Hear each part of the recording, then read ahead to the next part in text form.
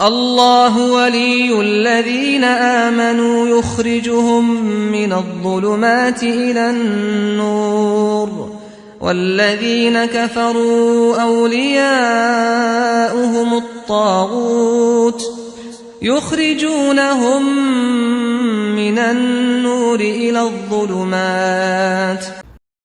اعوذ باللہ من الشیطان الرجیم، بسم اللہ الرحمن الرحیم۔ فللہ الحمد رب السماوات ورب الارض رب العالمین ولہ الکبریاء فی السماوات والارض وہو العزیز الحکیم۔ اللہم صلی وسلم علی نبینا محمد وعلی آلہ واصحابہ اجمعین، اما بعد۔ معزز سامعات اور راہ کے بہترین ساتھیوں، السلام علیکم ورحمۃ اللہ وبرکاتہ۔ 12 رکوع۔ منافقین کے بارے میں تمہیں مطمئن ہو جانا چاہیے کہ اللہ انہیں الٹا پھیر چکا ہے۔ کیا تم چاہتے ہو کہ جسے اللہ نے ہدایت نہیں بخشی اسے تم ہدایت بخش دو؟ وہ چاہتے ہیں کہ جس طرح وہ خود کافر ہے اسی طرح تم بھی کافر ہو جاؤ۔ اس رکوع میں منافقین کی حرکتوں کا ذکر کیا جا رہا ہے، ان کی چالوں کا ذکر کیا جا رہا ہے کہ وہ کیا چاہتے ہیں مسلمانوں کے ساتھ۔ وہ چاہتے ہیں کہ جس طرح وہ خود کافر ہیں اسی طرح تم بھی کافر ہو جاؤ، لہٰذا انہیں اپنا دوست نہ بناؤ جب تک کہ وہ اللہ کی راہ میں ہجرت کر کے نہ آ جائیں۔ اگر وہ ہجرت سے باز رہیں تو جہاں پاؤ پکڑو اور قتل کرو۔ کچھ منافق تم سے لڑنا نہیں چاہتے اور تمہاری طرف صلح اور آتشی کا ہاتھ بڑھاتے ہیں، تو ان پر دست درازی نہیں کرنی چاہیے۔ ایک اور قسم کے منافق وہ ہیں جو امن میں رہنا چاہتے ہیں لیکن فتنے کا موقع پاتے ہی کود پڑیں گے۔ ایسے لوگ اگر صلح پیش نہ کرے اور اپنے ہاتھ نہ روکے تو جہاں وہ ملے انہیں پکڑو اور مارو۔ منافقین کی 3 قسموں کا یہاں پر ذکر کیا جا رہا ہے اور ان کے ساتھ کیا معاملہ کیا جائے وہ بھی یہاں پر ذکر ہوا ہے اس رکوع میں۔ رکوع 13۔ کسی مومن کا یہ کام نہیں ہے کہ دوسرے مومن کو قتل کرے الا ہے کہ اس سے کوئی چوک ہو جائے۔ 92 اور 93 آیت میں قتل خطا اور قتل عمد کے بارے میں ہے۔ قتل خطا کسے کہتے ہیں؟ جان بوجھ کر کسی کو قتل کرنا، اس کو قتل خطا کہتے ہیں۔ اور قتل عمد یعنی ارادی طور پر کسی کو قتل کرنا، اور قتل عمد کی سزا اس کی معافی نہیں ہے۔ اور قتل خطا کا کیا رولنگس ہے وہ اس رکوع میں بتایا جا رہا ہے۔ کوئی مومن کسی مومن کو غلطی سے قتل کر دے تو اس کی وارثوں کو خون بہا دینا ہوگا اور ایک مومن غلام کو آزاد کرنا ہوگا۔ اگر غلام نہ ملے تو پے در پہ 2 مہینے کے روزے رکھے۔ یہ اس گناہ پر توبہ کرنے کا طریقہ ہے۔ رہا وہ شخص جو کسی مومن کو جان بوجھ کر قتل کرتا ہے تو اس کی سزا جہنم ہے جس میں وہ ہمیشہ رہے گا۔ اس پر اللہ کا غضب اور اس کی لعنت ہے۔ مسلمانوں میں سے وہ لوگ جو کسی معذوری کے بغیر گھر بیٹھے رہتے ہیں اور جو اللہ کی راہ میں جان و مال سے جہاد کرتے ہیں، دونوں کی حیثیت یکساں نہیں ہے۔ 2 کیریکٹرز کو بتایا گیا جو اسٹرگل کرتے ہیں، محنت کرتے ہیں، جد و جہد کرتے ہیں، اور جو بیٹھے رہتے ہیں، دونوں برابر نہیں ہے، دونوں کا بدلہ اللہ کے نظر میں الگ الگ ہے۔ اللہ نے بیٹھنے والوں کی بنسبت جان و مال سے جہاد کرنے والوں کا درجہ بڑھا رکھا ہے۔ اللہ رب العزت ہم سب کو بھی جان و مال سے جہاد کرنے والا بنائے، جد و جہد کرنے والا بنائے۔ رکوع 14۔ جو لوگ اللہ کے راستے میں ہجرت نہیں کرتے ہیں وہ دراصل ظالم ہیں۔ جب وہ مر گئے تو فرشتوں نے کہا، کیا خدا کی زمین وسیع نہ تھی کہ تم اس سے ہجرت کر جاتے؟ یہ وہ لوگ ہیں جن کا ٹھکانہ دوزخ ہے۔ ہاں، جو مرد اور عورتیں اور بچے واقع بے بس ہیں، نکلنے کا کوئی راستہ اور ذریعہ نہیں پاتے، اللہ تعالیٰ انہیں معاف کر دے گا۔ جو کوئی ہجرت کرے گا وہ زمین میں پناہ لینے کے لیے بہت جگہ پائے گا، اور جو اللہ کے رسول کی طرف ہجرت کے لیے نکلے پھر راستے ہی میں اسے موت آ جائے تو اس کا اجر اللہ کے ذمے واجب ہو گیا۔ جس زمین پر ہمیں دین پر استقامت اختیار کرنے کا موقع نہیں مل رہا ہے تو کہا جا رہا ہے کہ وہ دوسری زمین پہ چلا جائے اور اپنے کسی بھی کنڈیشن میں دین کو چھوڑنا نہیں ہے۔ دوسری زمین پہ چلے جاؤ، کہیں دوسری جگہ بس جاؤ، لیکن اپنے دین کی سلامتی رکھو اپنے پاس۔ رکو 15، سفر میں نماز میں اختصار کر دو۔ نماز کے احکام آ رہے قصر کے بارے میں اور حضر کے بارے میں۔ قصر سفر میں کیسے نماز پڑھے، اور حضر جب آپ مقیم ہیں تو وہاں پر نماز کے کیا طریقے ہیں۔ سفر میں نماز میں اختصار کر دو یعنی کمی کر دو، جب تمہیں اندیشہ ہو کہ کافر تمہیں ستائیں گے۔ حالت جنگ میں نماز پڑھنے کا طریقہ یہ ہے کہ مسلمان 2 ٹکڑوں میں بٹ جائے، ایک مورچہ سنبھالے اور دوسری ٹکڑی امام کے پیچھے 1 رکعت نماز پڑھے۔ اس کے بعد دوسری ٹکڑی آئے گی اور دوسری رکعت کی تکمیل کرے گی۔ اس اثنا میں پہلی ٹکڑی مورچہ سنبھالے گی اور امام کے پیچھے دونوں ٹکڑیاں چوکنا رہیں گی اور اسلحہ لیے رہیں گی۔ اس صلاۃ خوف کے بعد کھڑے بیٹھے لیٹے اللہ کو یاد کرو۔ حالت جنگ سے اطمینان ہو جائے تو پوری نماز پڑھو۔ نماز دراصل ایسا فرض ہے جو پابندی وقت کے ساتھ اہل ایمان پر لازم کیا گیا ہے۔ تو نماز کی اہمیت کا اس میں ذکر کیا گیا، اور جنگ میں جو نماز ہے اس کو صلاۃ خوف کہا جاتا ہے، اور جنگ کی حالت میں بھی نماز کی چھوٹ نہیں ہے، اور اس کا طریقہ بتایا گیا، اس طریقے سے تم ادا کرو۔ تو ہم امن کی حالت میں رہتے ہیں، گھروں میں رہتے ہیں، تو نماز چھوڑنا جائز نہیں ہے۔ اور دوسرا اللہ رب العزت فرما رہے 103 میں، نماز پابند مومن کا ایمان کا میزان، یعنی نماز بند مومن کے لیے ایمان کا میزان ہے۔ نماز بتاتا ہے کہ ہمارے اندر کتنا ایمان ہے، اور بند مومن کے ایمان کی مقدار کے مطابق نماز کی تکمیل ہوتی ہے۔ جتنا ہمارا ایمان ہے اتنا ہم نماز ادا کر کے اپنے ایمان کو ثابت کرتے ہوتے ہیں اللہ کے پاس۔ صلاۃ خوف کا طریقہ، نماز با جماعت کی اہمیت واضح کرتی ہے۔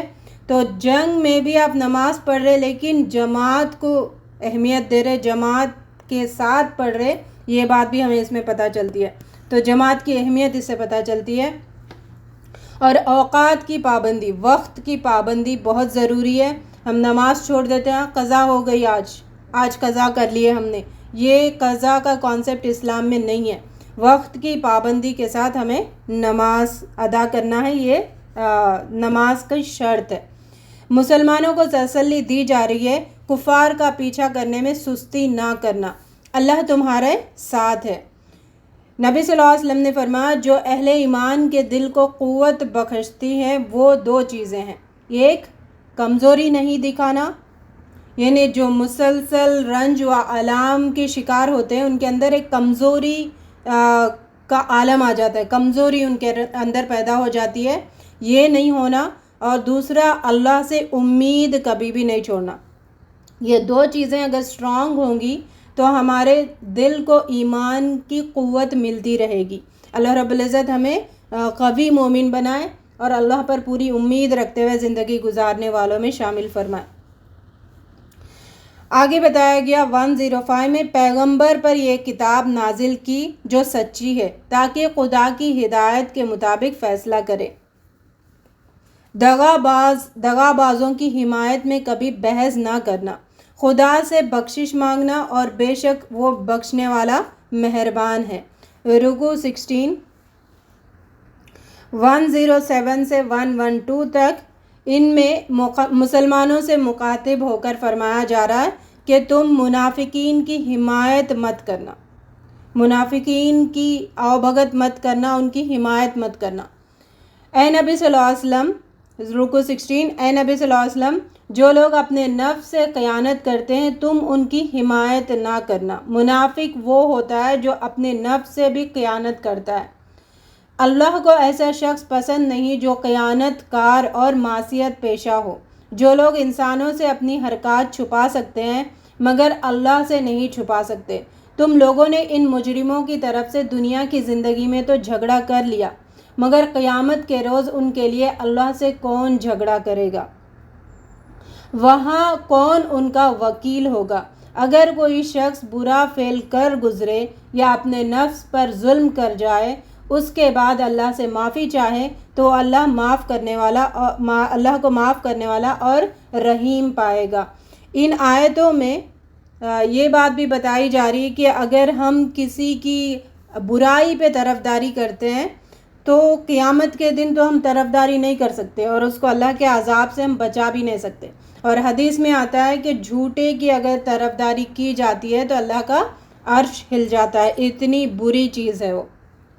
اللہ رب العزت ہمیں اس سے محفوظ فرمائے.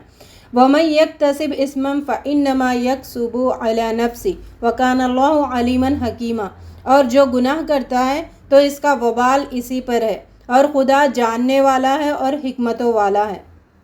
کتاب اور دانائی سے ہم لوگوں کے بہکاوے میں آنے سے بچ سکتے ہیں. نبی صلی اللہ علیہ وسلم سے مخاطب ہو کر سب مسلمانوں کو مخاطب کیا جا رہا ہے. یہ دو بڑی نعمتیں ہیں جسے سیدھے راستے پر استقامت کے لیے. دو بڑی نعمتیں کون سی ہے؟ ایک دانائی، ہوشیاری، اور کتاب کا علم. یہ دو چیزیں ہمیں کسی کے بہکاوے سے روک سکتی ہیں، ہم بچ سکتے ہیں. علم ہونا بہت ضروری ہے اور ٹارگٹ والا علم، کسی مقصد والا علم ہمارے پاس ہونا ضروری ہے. پھر جس نے کوئی خطا یا گناہ کر کے اس کا الزام کسی بے گناہ پر تھوپ دیا تو اس نے بڑے بہتان اور صریح گناہ کا بار سمیٹ لیا. دوسروں پہ غلطیوں کو تھوپ دینا ہم بہت ہلکا سمجھتے ہیں، لیکن بہتان ہے وہ اور صریح گناہ ہے، اس کا بدلہ اللہ کے پاس ہوگا ضرور. رکوع 17. اے نبی صلی اللہ علیہ وسلم، اللہ نے تم پر کتاب اور حکمت نازل کی ہے اور تم کو وہ کچھ بتایا ہے جو تمہیں معلوم نہ تھا. اس کا فضل تم پر بہت ہے. لوگوں کی خفیہ سرگوشیوں میں اکثر و بیشتر کوئی بھلائی نہیں ہوتی. یہاں پہ بتایا گیا نجوا کے بارے میں. نجوا کہتے ہیں سرگوشی کرنا، کسی کے کان میں کوئی بات کرنا. یعنی نجوا بذات خود کوئی گناہ نہیں ہے، لیکن اگر بات نیکی اور تقوی کی ہو تو اس میں کوئی گناہ نہیں ہے، خیر ہے. اگر بات شرارت اور فتنے کی ہو تو وہ نجوے شیطانی نجوے، یعنی کانا پوسی کرنا. کانا پوسی کرنے سے منع کیا جا رہا ہے. جو شیطانی حرکتیں شرارتوں کے طور پر، فتنے پھیلانے کے طور پر کانا پوسی کرنا، یہ شیطانی عمل ہے، اس سے روکا جا رہا ہے. نیکی اور تقوی میں تم سرگوشی کر سکتے ہو. ہاں، اگر کوئی پوشیدہ طور پر صدقہ و خیرات کی تلقین کرے یا کسی نیک کام یا لوگوں کے معاملات میں اصلاح کرنے کے لیے کسی سے کچھ کہے تو یہ البتہ بھلی بات ہے.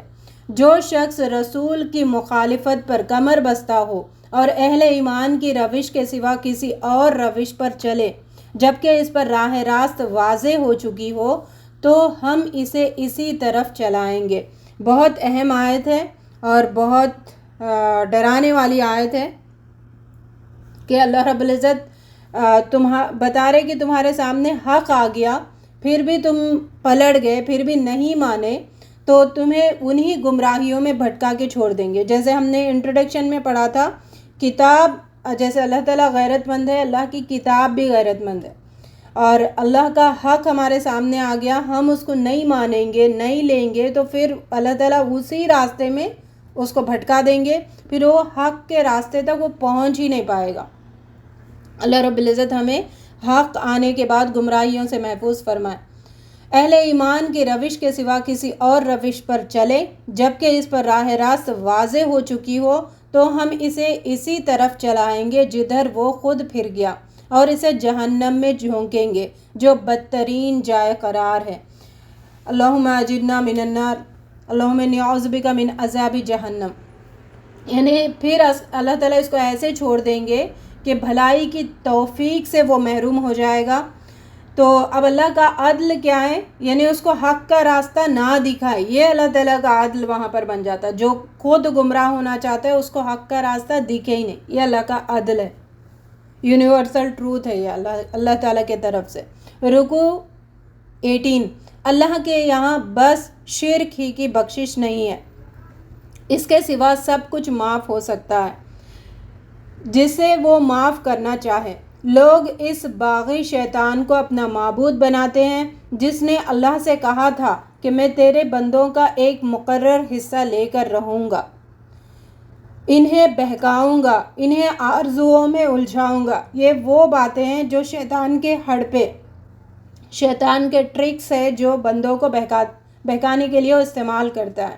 بہکاؤں گا، انہیں آرزوؤں میں الجھاؤں گا اور میں انہیں حکم دوں گا، وہ میرے حکم سے جانوروں کے کان پھاڑیں گے. میں انہیں حکم دوں گا، وہ میرے حکم سے خدائی ساخت میں رد و بدل کریں گے. جس نے شیطان کو اپنا ولی اور سرپرست بنایا وہ سری نقصان میں پڑ گیا. انجام کار آرزوؤں اور تمناؤں پر موقوف نہیں ہے، عمل ہی انسان کو جنت میں پہنچاتا ہے. اللہ رب العزت ہم سب کو عمل کرنے والوں میں شامل فرمائے. یعنی ان رکوع میں مومنوں کے راستے سے الگ ہو جانا حقیقت میں شرک ہے، یہ بتایا گیا. اور جہاں پر بھی شرک کی آیت آ رہی نا، اس کے پہلی والی آیتوں پر غور کریں اور ان گناہوں کا ذکر کر کے اللہ تعالیٰ شرک کا ذکر کرتے، مطلب وہ گناہ انڈر شرک میں آ جاتا ہے اور شیطان کا راستہ ہے اور شیطان ان راستوں سے بہکائے گا. پھر مومنوں کا ذکر جو ایمان لائے اور نیک کام کرتے رہیں، ان کے لیے بہشتوں میں داخلہ جن کے نیچے نہریں جاری رہیں گی. یہ خدا کا سچا وعدہ ہے. وَمَنْ أَصْدَقُ مِنَ اللَّهِ قِيلًا، اللہ سے سچا وعدہ اور کس کا ہو سکتا ہے. اللہ رب العزت ہمیں اپنے وعدوں پر یقین کرنے والا بنائے اور ہمارے ایمان کو مضبوطی عطا فرمائے. پھر آگے بتایا گیا 123 124 میں نجات آرزوؤں پر نہیں ہے، یعنی جو برے عمل کرے گا بدلہ ضرور پائے گا، نہ حمایتی پائے گا وہاں پر نہ مددگار.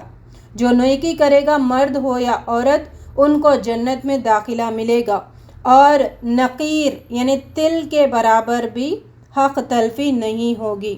ربنا جعلنا منہم، اللہ رب العزت ہم سب کو جنت عطا فرمائے. 125 آیت میں اس شخص کے دین سے بہتر کس کا دین نہیں جس نے اخلاص اور اللہ کی طرف تمام اعضاء کی توجہ کو جما دیا. یعنی اپنا چہرے کے ساتھ ہر باڈی پارٹس کے ساتھ اللہ کی طرف جس نے اپنا رخ موڑ دیا، اس سے بہتر دین کسی اور کا نہیں ہو سکتا ہے. اللہ رب العزت ہم سب کو بھی اللہ کی طرف رخ کرتے ہوئے اپنے دین پر جمنے والا بنائے. وَلِلَّهِ مَا فِي السَّمَاوَاتِ وَمَا فِي الْأَرْضِ وَكَانَ اللَّهُ بِكُلِّ شَيْءٍ مُحِيطًا. 127 آیت سے سورہ کے اینڈ تک بعض جوابات جو شروع میں دیے گئے سورہ کے ان کے جوابات دیے جا رہے ہیں. مسلمان منافقین اور اہل کتاب کو آخری تنبیہ کی نوعیت کی نصیحتیں یہاں پر آ رہی ہے. مطلب یہ آپ سنیں گے تو مطلب ہارڈ انداز میں اللہ تعالیٰ ڈرا رہے، تم سدھر جاؤ، آ جاؤ، سنور جاؤ، اپنا ڈائریکشن اپنا قبلہ صحیح کر لو. تو ان باتوں پہ یہاں پر فوکس کیا جا رہا ہے. اللہ تمہیں ہدایت کرتا ہے، یتیموں کے ساتھ انصاف پر قائم رہو، بد اخلاقی ان کے ساتھ نہیں کرنا اور ان کا حق نہیں مارنا. اور یہ دیکھیں ہدایت کرتا ہے، وصیت کرتا ہے، آرڈرز آ رہے ہیں یہاں پر. اگر عورت کو اپنے شوہر سے بد سلوکی یا بے رخی کا خطرہ ہو تو کوئی مذائقہ نہیں کہ میاں بیوی آپس میں صلح کر لیں. صلح بہرحال بہتر ہے. بد اخلاق بیوی کے ساتھ کیا معاملہ کیا جائے ذکر آ رہا ہے. تو ایک حکم منسوخ ہو گیا تھا، دوسرا حکم نافذ ہو رہا ہے. نفس تنگ دلی کی طرف جلد ہی مائل ہو جاتا ہے، لیکن اگر تم لوگ احسان سے پیش آؤ اور خدا ترسی سے کام لو تو یقین رکھو کہ اللہ تمہارے اس طرز عمل سے بے خبر نہیں ہے. ایک بیوی کی طرف اس طرح نہ جھک جاؤ کہ دوسری کو ادھر لٹکا چھوڑ دو. اپنا طرز عمل درست رکھو. انہیں اسلامی معاشرے کے جو اصولی باتیں ہیں اس پر فوکس کیا جا رہا ہے. اور ایک سے زائد بیوی اگر کوئی کرتا ہے تو اس کے کیا حقوق ہیں، کس طریقے سے وہ اپنی حقوق ادا کرنا ہے، یہاں پر ان پر فوکس کیا جا رہا ہے. اپنے طرز عمل درست رکھو، اللہ سے ڈرتے رہو، اور اللہ مالک ہے ان سب چیزوں کا جو آسمانوں اور زمین میں ہے. اگر وہ چاہے تو تم لوگوں کو ہٹا کر تمہاری جگہ دوسرے کو لے آئے اور وہ اس کی پوری قدرت رکھتا ہے بے شک. رکوع 20. اے اہل ایمان، انصاف کے علمبردار بنو اور خدا واسطے سے گواہ بنو. یہ بار بار ریپیٹ ہوتی ہے یہ بات. گواہی کی جو گواہی تمہیں دینا ہے وہ حق پر مبنی ہونی چاہیے۔ اس آیت میں 135 آیت بہت اہم ہے۔ اس میں حقوق اللہ اور حقوق العباد کے بارے میں عدل و انصاف پر قائم رہنے کی ترغیب دی جا رہی ہے۔ اب حقوق اللہ میں انصاف کیا ہے؟ اللہ کے ساتھ انصاف یہ ہے کہ اللہ کی نعمتوں کو نافرمانی میں استعمال نہ کیا جائے، اطاعت و فرمانبرداری میں استعمال کیا جائے۔ اور بندوں کے حقوق میں عدل کیا ہے؟ اخلاق حسنہ کا معاملہ بندوں کے ساتھ کیا جائے، جو تم اپنے بارے میں چاہتے ہو وہی بندوں کے بارے میں بھی چاہو، اور عدل قائم کرنا دین اور اسلام میں اس کے مقام پر دلالت کرتی ہے۔ نفس کا خیر خواہ اور نجات چاہتے ہو تو عدل کا پورا اہتمام کرو، اس سے کامیابی نصیب ہوتی ہے۔ اللہ رب العزت ہم سب کو عدل کرنے والوں میں شامل فرمائے، عدل کا مجسمہ بنائے۔ اگرچہ تمہارے انصاف اور گواہی کی زیر خود تمہاری ذات پر یا تمہارے والدین یا رشتہ دار پر ہی کیوں نہ پڑے، ان کی پوائنٹس کا ذکر ہو رہا ہے جہاں پر انسان ڈگمگا جاتا ہے عدل کے معاملے میں۔ وہ ہے خود کی ذات، اپنے پہ آتی ہے تو پلٹ جاتا ہے، والدین پہ آتی ہے تو پلٹ جاتا ہے، رشتہ داروں پر آتی ہے تو پلٹ جاتا ہے۔ تو یہاں پر اگر تم ثابت قدم رہو گے تو ہر جگہ تم ثابت قدم رہنے کے قابل بنو گے۔ پھر فریق معاملہ خواہ مالدار ہو یا غریب، تو انسان کے سٹیٹس کے حساب سے بھی ہم یہ غریب ہے جانے دو چھوڑ دو، ایسا نہیں ہے۔ اللہ تعالیٰ کہہ رہا ہے کہ جو بھی ہو عدل کی بات کرنا ضروری ہے۔ اللہ تم سے زیادہ ان کا خیر خواہ ہے۔ اپنی خواہش نفس کی پیروی میں عدل سے باز نہ رہو۔ اگر تم نے لگی لپٹی بات کہی یا سچائی سے پہلو بچایا تو جان رکھو کہ جو کچھ تم کرتے ہو اللہ کو اس کی خبر ہے۔ اللہ رب العزت ہمیں ان گناہوں سے محفوظ رکھے۔ آگے آیتوں میں بتایا گیا، یہاں مسلمانوں کے جماعت سے مخاطب ہوا جا رہا ہے جس میں خام و پختہ، ناقص اور کامل، اور مخلص و منافق، ہر قسم کے لوگ تھے، پکے بھی تھے اور منافق بھی تھے۔ اور اے ایمان کے دعوے کرنے والوں، سچے اور پکے مومن بن جاؤ، یہ حکم دیا جا رہا ہے۔